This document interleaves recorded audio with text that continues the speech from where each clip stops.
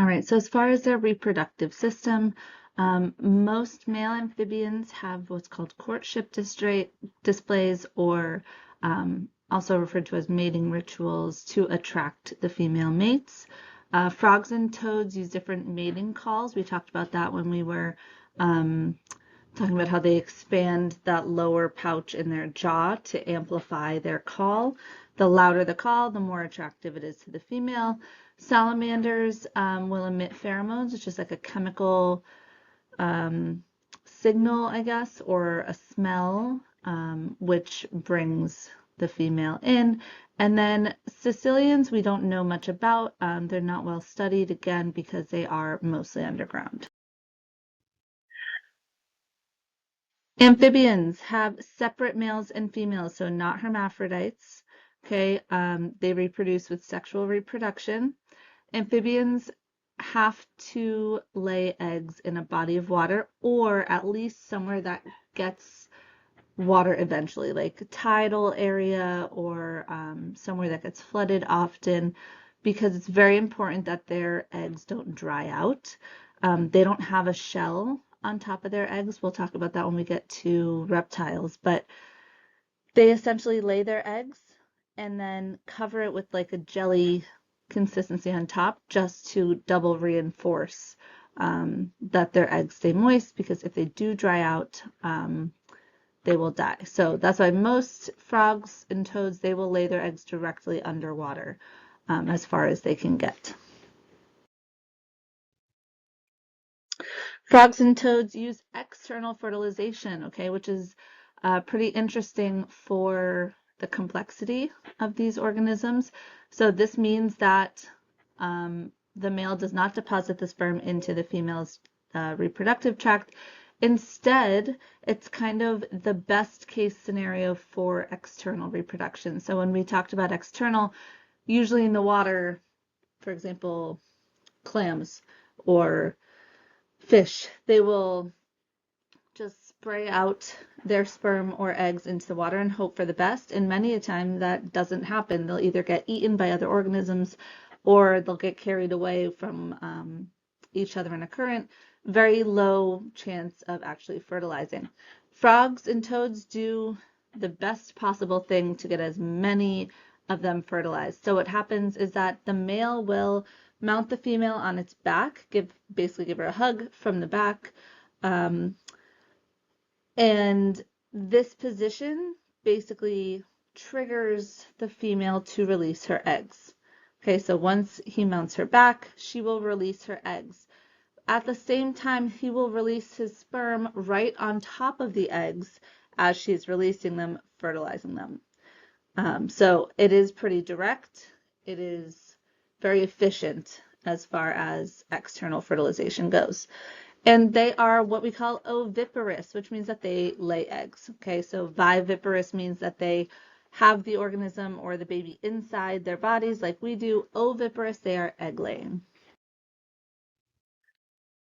Salamanders are going to use internal fertilization, but it's tricky. They don't have sex organs, so they don't have a penis. They don't have a vagina or uterus. Okay, so instead they press their cloacas together, which is that opening that's used for releasing waste and other things. They press them together. The male passes the sperm into the female cloaca, and then the female will lay the eggs after that. So frogs and toads, external fertilization, where egg and sperm meet outside the body. Salamanders, internal fertilization.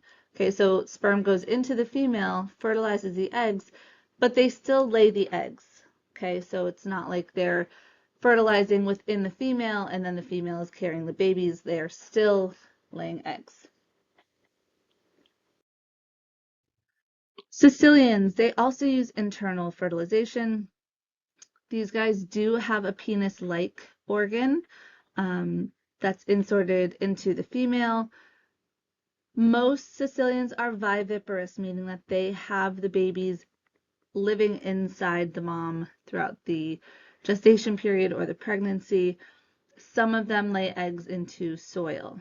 But regardless, most amphibians do not care for their young afterwards. Once they lay their eggs, they are done. They go on and live their life. And then the frogs, toads, salamanders, they are kind of on their own. All right, metamorphosis. Most amphibians undergo indirect development. That means that the eggs hatch into a larval stage that looks completely different from the adult form. Remember when we talked about arthropods, direct versus indirect development. Direct means that they hatch looking just like a tiny version of their adult form. These guys go into a very different larval stage from their adult form, so it's indirect development, and we call this metamorphosis. As a larval form, aka a tadpole, they live in water, they breathe with gills, they have these tails for swimming, no limbs yet, and they have a two-chambered heart instead of a three-chambered heart, and they eat plants, grass, algae. Okay, so very basic, simple, fully aquatic larvae. As an adult, they transition to living mostly on land. They breathe with lungs. They lose their tail. If they're a frog or a toad, they get those 4 limbs, and then their heart goes from a 2-chambered to a 3-chambered heart, and then they also switch to a carnivorous diet, so they're eating bugs and insects and such things. Caecilians and salamanders, they don't all undergo metamorphosis. Instead, they have direct development, which they're once their eggs hatch, they just look like mini versions of adults. Okay. Impact on their ecosystems. So they are both predator and prey for the food web. Okay, so frogs and salamanders eat insects, worms, and mollusks. Salamanders can also eat other members of the amphibians. They can eat tadpoles. Caecilians eat worms and insect larvae. And then on the other hand, amphibians are eaten by snakes, birds, turtles, and raccoons. So they are twofold. They serve as food for organisms, and then they also eat other organisms. So they are one big part of the food web. For us, for humans, okay, frogs or amphibians in general actually play a huge role in our society. They're a big food source, frog legs, for many countries. I have not eaten them, but I heard that they taste like chicken. They're used as a model organism to learn about animal development. So that's why you always see a frog dissection, because their heart is very similar to ours without getting larger organisms, without bringing in the pig, without bringing in a human cadaver. We use their venom to study. We try and get medicines from them. They're basically just a really big study tool. Sadly, many of them are threatened or endangered of being extinct.